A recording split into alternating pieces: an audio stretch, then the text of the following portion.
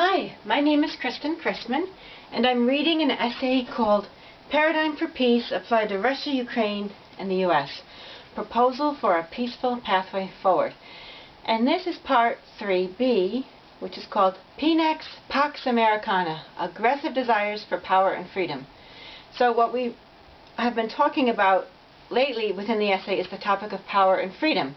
How are threats to power and freedom causing people to commit violence in defense? And how are aggressive desires to seize others' legitimate rights to power and freedom provoking aggressive violence? The essay is being published on countercurrents.org, and parts of the essay are already there and other parts will be published soon. So if you're interested in seeing the endnotes and all the sources for my essays, you can go to countercurrents.org. We hear constantly in mainstream media that Russian President Vladimir Putin craves conquest and a revival of the Russian Empire. You can almost hear the evil Russian laugh. But has it occurred to U.S. policy and media makers that perhaps they're guilty of psychological projection? In other words, they see their own desires for empire in Putin rather than in themselves because it's too hard for them to take the truth, that their own aims are for a continuation and expansion of the American empire. Either that or they're just lying through their teeth to deceive the world about who's guilty of craving and building empire. After all, it's the U.S. who has 800 military bases around the world, not Putin. As William Bloom writes in his chapter on American Empire in Killing Hope, quote, "Following its bombing of Iraq in 1991, the United States wound up with military bases in Saudi Arabia, Kuwait, Bahrain, Qatar, Oman, and the United Arab Emirates. Following its bombing of Yugoslavia in 1999, the United States wound up with military bases in Kosovo, Albania, Bulgaria, Macedonia, Hungary, Bosnia, and Croatia. Following its bombing of Afghanistan in 2001 and 2002, the United States wound up with military bases in Afghanistan, Pakistan, Kazakhstan, Uzbekistan, Tajikistan, Kyrgyzstan, Georgia, Yemen, and Djibouti. And that is the way the empire grows. 1,000 bases and other military installations in every corner of the world, ready to be mobilized to put down any threat to imperial rule, real or imagined." End quote. Bloom's chapter, besides describing American empire in the physical form of the enormous quantity of these military bases worldwide, includes numerous quotes from the White House and Pentagon in memos, as well as presentations to the Council on Foreign Relations, showing policymakers' psychological determination to maintain and expand American domination of the world in all forms, including information dominance and space domination, and with a special emphasis on preemptive action and the display of, quote, raw U.S. power across the globe, even if there are no security threats. Based on what I know of Putin's words and his actions in Georgia, Crimea, Syria, and Ukraine, I have not seen any indicators that he's in seeking conquest or empire at all. However, he is clearly putting his foot down to the spread of U.S. empire in Russia's neck of the woods. To those who wear biased lenses of life and see Russia as evil, Russian self-defense automatically appears as aggression. As we'll discuss in another part of this essay on power and freedom, Putin's 2021 essay and 2007 Munich speech are both falsely accused of revealing his belligerence and conquistador desires. Not only are these accusations false, but the essay and speech don't come close to the exuberant belligerence, hegemonic goals, and shameless excitement over U.S. conquest and a Pax Americana, an American peace, as revealed in the document written by the Project for the New American Century, PNAC, which is called Rebuilding America's Defenses, Strategy, Forces, and Resources for Our New Century. It was written in September 2000, 1 year prior to 9/11. And 9/11 was like putty in the hands of these domination dreamers who have used it as a pretext to relentlessly advance their goals of empire. This document, in turn, was a further development of the infamous 1992 Defense Planning Guide, written by Scooter Libby, Paul Wolfowitz, and Zalmay Khalilzad. The words and goals of the document, Rebuilding America's Defenses, may seem innocuous, just lying there on flat pieces of paper, but they're alive and well. They're three-dimensional, come to life, they're thriving, and they're being fed by U.S. policymakers with a fatty diet rich in funds and weapons. I challenge anyone to prove that Putin's 2021 essay or his 2007 Munich speech exhibits even 1/20th of the eagerness for domination that appears in PNAC's document. In my unpublished works, I write about PNAC's document at length, but here I'll try to condense the material and describe only a few representative examples of lines from PNAC's document so that you can compare PNAC's goals with Putin's goals as described in his essay and speech. Here are some quotes from PNAC's document. If America does not shape this new epic, we can be sure that others will shape it for us in ways that neither further our interests nor reflect our ideals. This attitude of shape them before they shape us is not necessarily a reliable indicator of actual circumstances and truth. It's more likely an indicator of a psychological state, a habit of viewing the world with a skewed perspective based on the limits and contours of one's own psychology. The shape them attitude could also create a negative Pygmalion effect, in that its negative expectations about others can lead the U.S. to take conquest and threat-oriented actions, such as expanding NATO, that in turn bring out negative behaviors in others who feel provoked into greater measures of self-defense. The negative thoughts and assumptions of this attitude can bring to life the very negativity and belligerence in their opponent that they are supposedly seeking to prevent. PNAC asserts, at present, the United States faces no global rival. America's grand strategy should aim to preserve and extend this advantageous position as far into the future as possible. There are, however, potentially powerful states dissatisfied with the current situation and eager to change it if they can, in directions that endanger the relatively peaceful, prosperous, and free condition the world enjoys today. Up to now, they have been deterred from doing so by the capability and global presence of American military power. But as that power declines relatively and absolutely, the happy conditions that follow from it will be inevitably undermined. Notice that nearly every sentence in that quote is an assumption, not a fact. For example, why would a change by another nation necessarily be a change for the worse? Why, as U.S. power declines, will happy conditions be undermined? Whose happy conditions? I'm assuming not the 1/4 of Americans suffering from mental illness. And why is U.S. military power given credit for the, quote, relatively peaceful conditions the world enjoys today, rather than blamed for all the violence and despair in which much of the world has been submerged? Why not blame the military and war for all the broken and obliterated families, the refugee crises, and the horrendous poverty caused by war and by taxes to support the military and the weapon industry? PNAC crows, the end of the Cold War leaves the U.S. Navy in a position of unchallenged supremacy in the high seas, a dominance surpassing that even of the British Navy in the 19th and early parts of the 20th century. With the remains of the Soviet fleet now largely rusting in port, the open oceans are America's. Do you notice the gloating about the rust and about the oceans being America's? And why do they say the oceans are America's? And even if they are, what's so great about that? Is the U.S. going to be in charge then of detoxifying oceans, forbidding oil tankers from sailing, defending whales, and banning sonar that harms marine life?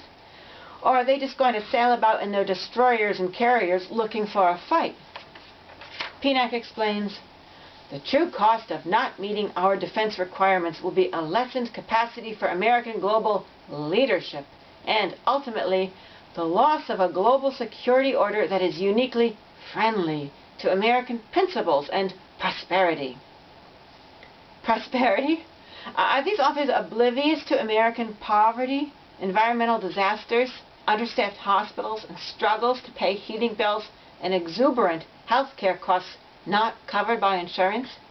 Are they oblivious to the poverty of time caused by people who have to work several jobs and support their families with both parents working multiple part-time jobs whether they want to or not? Seems to me Americans are losing a lot of tax money supporting the U.S. government-subsidized weapon industry and U.S.-led wars. And why not worry about the poverty in other nations? Why is the global security order supposed to be uniquely friendly to the prosperity of those Americans who are already prosperous? What kind of system is that? Sounds very gluttonous to me. If the U.S. is getting prosperous and others aren't because of this system, isn't the system essentially transferring wealth from the poor to the rich? PNAC's document appears to contain a noticeable degree of self-centered avarice and greed for wealth, territory, and control. The most glaring, even startling feature of PNAC's report is the preoccupation with world dominance. PNAC's desire for dominance seems to spring from a motivation that goes far beyond a defensive fear of being dominated.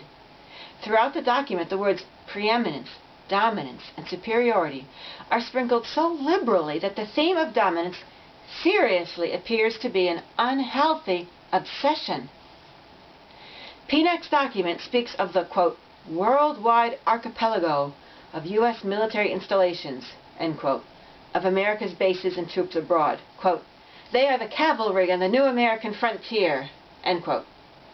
So the U.S. borders are now over there? The people of Asia, Europe, Africa, and Latin America are now all merely subjects of the U.S. living on the American frontier? PNAC appears to be promoting U.S. interference in as many nations as possible. PNAC writes, quote, it is important that NATO not be replaced by the European Union, leaving the United States without a voice in European security affairs. Without a voice? Is the U.S. supposed to have a voice? Aren't those separate nations? If Americans don't even have a voice in U.S. foreign policy, why should U.S. policymakers have a voice in European security affairs? PNAC also writes that there's greater regional coordination and possible developments into an alliance amongst nations of Southeast Asia through efforts of the Asian Regional Forum. PNAC maintains that this coordination must be strengthened with the United States at its core. It's like having a neighbor who insists on visiting each home on the street to be at the core of their family decision-making. Isn't there any sense of shame about being a self-centered busybody? In the most self-centered way possible, PNAC believes the security of the entire world should be in line with U.S. interests, which means the interests of certain elite social and business circles, and writes, quote, today the task is to preserve an international security environment conducive to American interests and ideals, and to preserve American preeminence, end quote. PNAC must realize that people will naturally resist U.S. domination, but instead of recognizing such resistance as an indicator that U.S. global domination is a bad idea, PNAC urges us to fight even harder to control others. Of course, such U.S. behavior will only augment the numbers of people who abhor the U.S. and who seek to fight against the U.S., which has become nothing more than a clone-producing evil empire on the loose. As if in anticipation of this, PNAC then prepares us for the unfortunate consequence that the United States will have to fight wars on multiple battlefronts simultaneously, all with the noble goal of the happy conditions of a Pax Americana, an American-led peace. To advance this mission, PNAC thinks the U.S. should have an arsenal not only capable of defeating Russia, but now that the Cold War is allegedly over, it should have an arsenal capable of defeating the arsenals of all the other nations and organizations combined who might attack. Of course, with the U.S. exporting weapons left and right as the #1 weapons supplier in the world, the U.S. will have to keep building up its own arsenal forever in order to stay ahead of the rest of the world combined. PNAC asserts, quote, The United States must retain sufficient forces able to rapidly deploy and win multiple simultaneous large-scale wars, and also to be able to respond to unanticipated contingencies in regions where it does not maintain forward-based forces," end quote. Knowing that U.S. policies of domination will lead to widespread hateful backlash, PNAC asserts that, quote, "anything less than a clear two-war capacity threatens to devolve into a no-war strategy," end quote. As if having no war would be so bad. PNAC recognizes that U.S. conventional power causes smaller states to seek more nuclear power. Yet it sees the solution as continued U.S. nuclear weapons preeminence, a continued nuclear arms race. Quote, "Whatever our fondest wishes, there is no magic wand with which to eliminate these nuclear weapons." Nuclear is in brackets. "Deterring their use requires a reliable and dominant U.S. nuclear capability," end quote. Denying the ability to rid the world of nukes because we don't have a magic wand is like denying the ability to cook dinner because we don't have a magic wand. Yes, of course there's no magic wand, but it's silly to think we can't do anything without a magic wand, because there is such a thing as human effort, and with human effort we can cook dinner and we can rid the planet of nuclear weapons. But PNAC seems to think that the 4,000 nukes the U.S. already has aren't enough of a deterrent. After all, what nation in its right mind would be daunted by a mere 4,000 nukes, especially if some of them aren't up to date? Therefore, PNAC advocates replenishing them and further developing the U.S. nuclear arsenal, a suggestion taken up by President Barack Obama's administration, which committed an initial $1.2 trillion to revitalizing the U.S. nuclear arsenal. Apparently, no magic wand is needed to replenish the nuclear arsenal. And as already stated in part 1 of this essay on life and safety, PNAC expresses excitement about developing pocket-sized robots to let loose abroad, skin-patch pharmaceuticals to drug up our U.S. troops, and biological weapons, quote, "that can target specific genotypes and may transform biological warfare from the realm of terror to a politically useful tool." This is merely a glimpse of the possibilities inherent in the process of transformation, end quote. Picture it.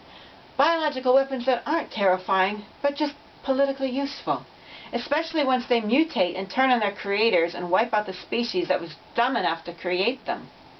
But seriously, what kind of evil minds would actually think about creating weapons that target a certain genotype, that kill people based upon their DNA, upon DNA sequences likely associated with certain ethnic groups? Perhaps that's what U.S. policymakers were doing in Ukraine at those biology labs reportedly found by Russian troops, arranging for genocide. But this apparently wonderful transformation in warfare that's awaiting us, the transformation to war, quote, "in space, cyberspace, and perhaps the world of microbes," end quote, requires funding. Quote, "Until the process of transformation is treated as an enduring military mission, worthy of a constant allocation of dollars and forces, it will remain stillborn," end quote. It's funny how they associate this transformation in weaponry with life, while the lack of development of the military arsenal is associated with being stillborn. I think if the military arsenal had been stillborn, we'd all have more of a chance at life. And it's not just over terrestrial land that PNAC seeks U.S. domination. The document exhibits a hunger for possession that stretches ever outward, quote, "to ensure America's control of space," end quote. In 1967, Great Britain, the USSR, and the U.S. signed a treaty on the use of outer space, which was in accord with the principles set forth in 1963 by the General Assembly. Outer space would be used for the benefit of all, and no nation could claim any part of it. But, as the Native Americans and several others have learned, the U.S. government doesn't keep its treaties. Instead, PNAC cites as a goal, control the new international commons of space and cyberspace, and pave the way for the creation of a new military service, U.S. Space Forces, with a mission of space control, end quote. Displaying a flair for contradiction, PNAC calls space an international commons, and in the same breath writes of the need for the United States to control these commons. Such a place sounds like a U.S. territory, not an international commons. PNAC writes, quote, "Unrestricted use of space has become a major strategic interest of the United States." End quote. PNAC wants space to be unrestricted to the U.S., yet restricted to others by the U.S. It's alarming that PNAC so casually takes it as given that, quote, "Maintaining control of space will inevitably require the application of force, both in space and from space," end quote. But such inevitability of force that stems from desiring to maintain control over space is thus an argument in favor of not seeking such control over space in the first place. Currently, we're having wars to ensure access to oil in case our policymakers need oil in a future war. Next, we'll be having wars in space in order to ensure control of weapons in space in case our policymakers have a future war in space. What's next? I know, death for us all. And won't people be surprised when heaven decides not to descend to earth at the end of the world? Those deities will be moving on to another galaxy. I think what's striking about Kaplan and Crystal's work and PNAC's report is this naive trust in the goodness, intelligence, and skill of the U.S. government, and an assumption that all good people around the world will naturally harbor a rosy, cozy feeling of that same trust in the United States, as they might towards a trusted parent or a faithful, beloved guard dog. The complementary other half of this belief is the conviction that those who do not naturally trust the United States as the good guy who can dominate the world fairly, kindly, and wisely, must be malicious, rogue, bad guys who should be killed. Why does PNAC always assume that the United States can do everything right and fairly? It's like having an annoying relative or friend who thinks he knows more than you do and should always be in charge. What PNAC members need to understand, and perhaps this is better conveyed through cooperative dialogue, is that people can distrust U.S. policymakers, disagree with U.S. policymakers, not want U.S. infiltration or domination, abhor U.S. foreign policies, and still be very good, moral, kind, and intelligent people.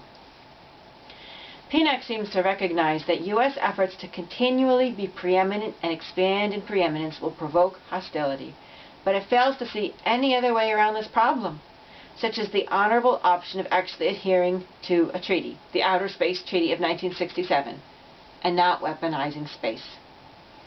If we step back a pace, it becomes clear that PNAC's constant talk of preeminence and establishing U.S. control over global security is an indicator not of a thoughtful, effective plan, but of a mentality glued squarely to particular psychological patterns, including the political lenses described by Edward Springer and discussed in Gordon Allport's The Nature of Prejudice.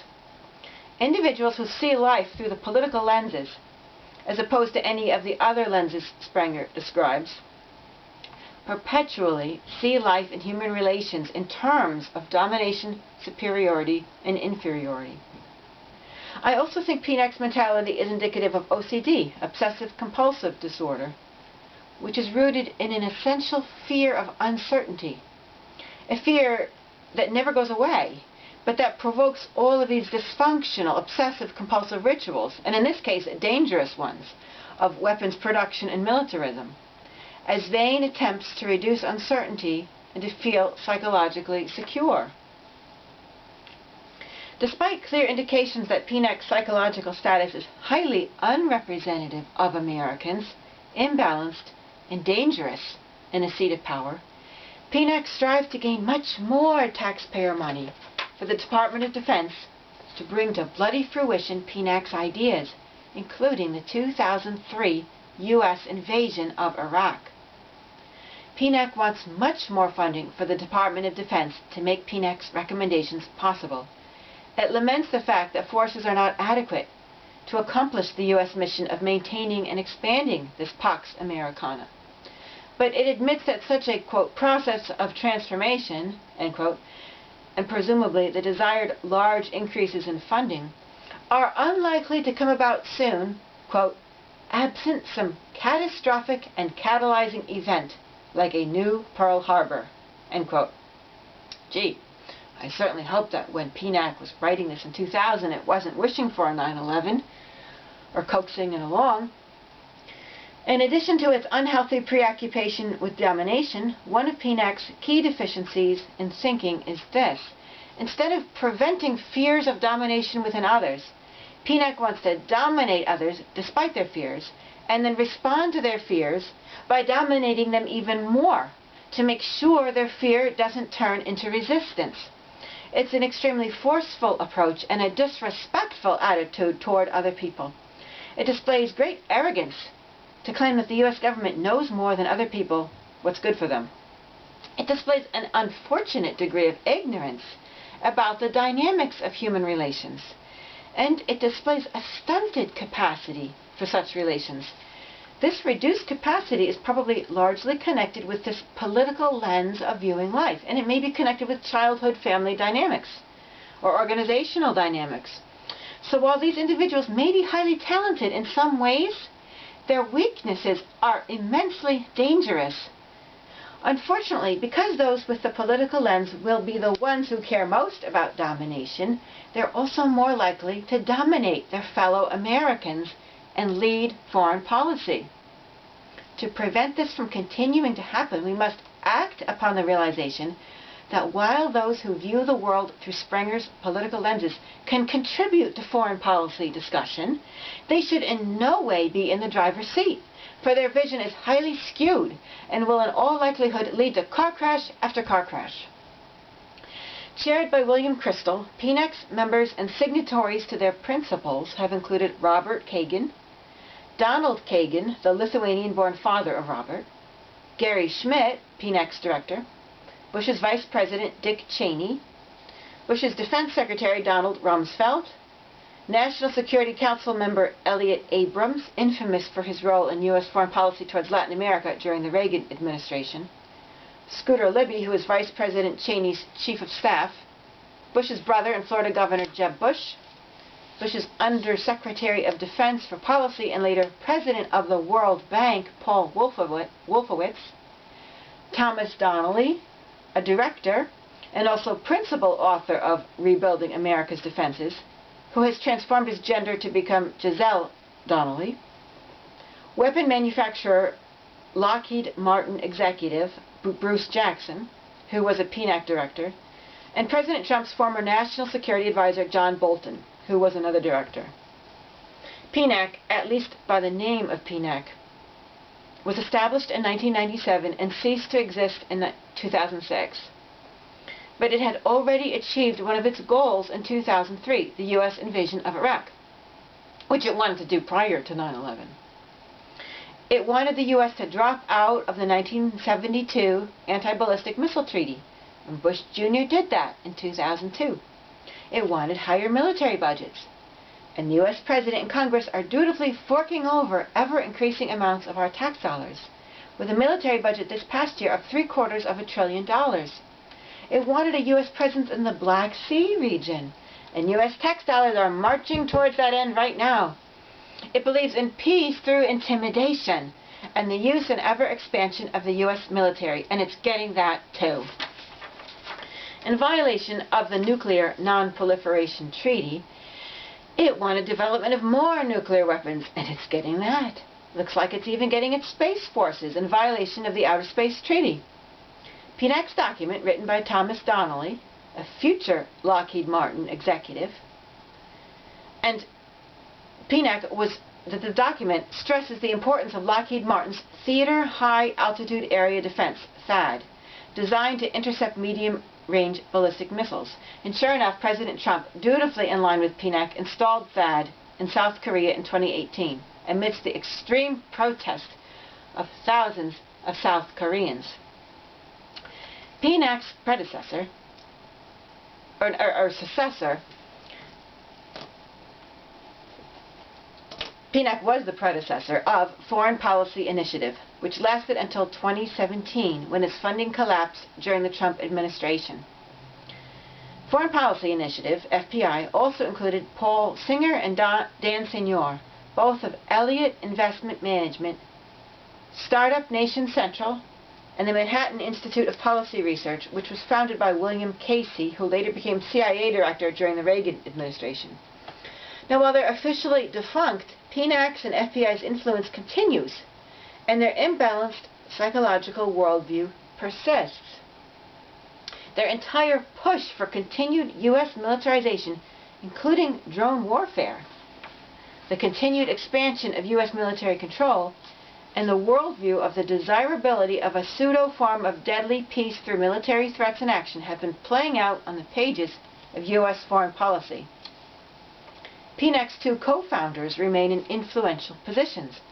Among several other positions, William Kristol is an advisor to the Alliance for Securing Democracy, and Robert Kagan is the husband of Biden's Undersecretary of State Victoria Nuland, infamous for the leaked tapes during the time of the 2014 Ukraine coup. Nuland was also former CEO of the Center for a New American Security, not to be confused with her husband's Project for the New American Century. Given PNAC's influence on U.S. foreign policy, how can U.S. foreign policy maker fears with regard to power and freedom possibly be considered defensive routes of violence? These are aggressive routes of violence. The shape them before they shape us philosophy is a recipe for preemptive, threatening action. Not surprisingly, then, PNAC is seeking continued and expanding preeminence over the entire world. Certainly, PNAC's goals must be threatening to so many other nations of the world, including Russia. Again, while I personally feel very angry towards these people for advocating policies that have brought so much destruction and despair to so much of the planet, it's important to genuinely try to temporarily understand their thinking in cooperative dialogue. While people such as this absolutely do not belong in the driver's seat of foreign policy making, which is where they are, we've got to see where their fears originate and find any valid grievances within their views. Whether the people we are angry with are Russians, neo-Nazis, or U.S. policymakers, we have to try to understand their fears as they see them. Because only then can we try to address both the rational and irrational fears in a way that is just and nonviolent. In particular, how has our culture contributed to the formation, in some Americans, of irrational fears and the thirst for security rooted in physical intimidation of others? Gary Schmidt, for example, who is the executive director of PNAC, has stated his belief that if the U.S. is not militarily forceful against Russia, Russia will not be discouraged from future invasions. He's an advocate of a confrontational approach with Russia, including the expansion of NATO up to Russia's borders, which is what happened. He believes that Russia invaded Ukraine because the U.S. was not forceful enough in kicking Russia out of Georgia in 2008. Therefore, the U.S. must be tough, he believes, to raise the cost for Russia so that Russia does not feel it's worth it to invade other nations. That's his logic. He stated, quote, "There will be no peace for Ukraine until and unless Putin sees the cost for his behavior as being greater than the rewards. And there will be no permanent stability in Eastern Europe absent NATO expansion. And neither of these can occur until the U.S. puts aside the idea that the Russian government is just like any other government and accepts the fact that, in the absence of a strong American military presence, its competitors and adversaries will fill the vacuum." Schmidt's goals have been embodied within U.S. foreign policy. So he was the executive director of PNAC. He's also advocated revoking U.S. security guarantees to Western Europe unless Western European nations increase military spending to counter Russia. He advises the next, by the way, that's how the U.S. does things often, with money. Hey, I'm keeping this money from you unless you do what I want. He advises the next Republican presidential candidate to, quote, "remember the wisdom of the Reagan buildup," end quote. Schmidt's statements send my blood pressure sky high, but again, the point in cooperative dialogue, would be to first try to understand him better in a sincere and friendly manner. After getting into his shoes, and even pretending we're him with his thoughts and thinking of ourselves as kind and reasonable people with those thoughts, participants could then ask him plenty of questions. They could then work together to point out strengths and weaknesses in his point of view. It's important to ask him plenty of strong questions with bold amiability, to try to comprehend and also challenge and evaluate his logic, assumptions, and knowledge of circumstances with regard to the behavior of Russia, the U.S., Ukraine, and also Georgia. What I find in statements like his and his colleagues is that there's a type of verbal logic, like the words all make sense, but if you look at the meaning beneath the words and the circumstances, that's where the logic breaks down. I see that all the time in our U.S. foreign policy makers. It's just a surface verbal logic that makes sense. In the dialogue, he and others like him would then sincerely get into the shoes of those like myself, who see human and international dynamics much differently. Schmidt seems to believe, like other PNAC members, that it's precisely the threat of U.S. military force that causes other nations to behave. Without this threat, Russia and other nations would be on the loose, invading nations here, there, and everywhere. He doesn't seem to feel that Russia invaded Georgia or Ukraine for any legitimate reasons, only to be an aggressive jerk. He uses that word vacuum, and it suggests that he sees Russia as just wanting to expand wherever it can, wherever there is a vacuum of power. This vacuum theory seems to have been adopted by the U.S. foreign policy-making establishment and by NATO without careful evaluation, just blind faith in its accuracy, and again, just only on a verbal level of logic, without thinking about, well, is there really a vacuum that draws people into it? Or are they not attracted to a vacuum of power? It doesn't seem to occur to Schmidt and his colleagues that Russia might have other reasons for military action, or that Russia might not want to expand power simply because there is a vacuum. From the little I've read about Schmidt, it doesn't seem to strike him that U.S. foreign policy makers may have behaved poorly themselves and provoked Russia in multiple ways. Ideally, in dialogue, we could find some non-violent, non-threatening ways in which the U.S. could have helped improve the situation so that the Russian military would not have felt the need to step in. The idea is not to intimidate Russia. I don't mean that the Russian military would not have felt, but that the Russian government wouldn't have felt the need to send in the Russian military. The idea is not to intimidate Russia into staying within its borders. The idea is to change the circumstances so that Russia no longer feels an important need to launch a military operation, because the situation has been resolved justly and humanely. And Russia was trying to resolve this nonviolently, but the U.S. was just sending weapons to Ukraine during that civil war. This should be the approach to all so-called enemies. With regard to 9/11, the U.S. approach should not be to intimidate terrorists into not terrorizing. The approach should be to address the legitimate grievances of terrorists so that they no longer feel the need to terrorize. Hopefully,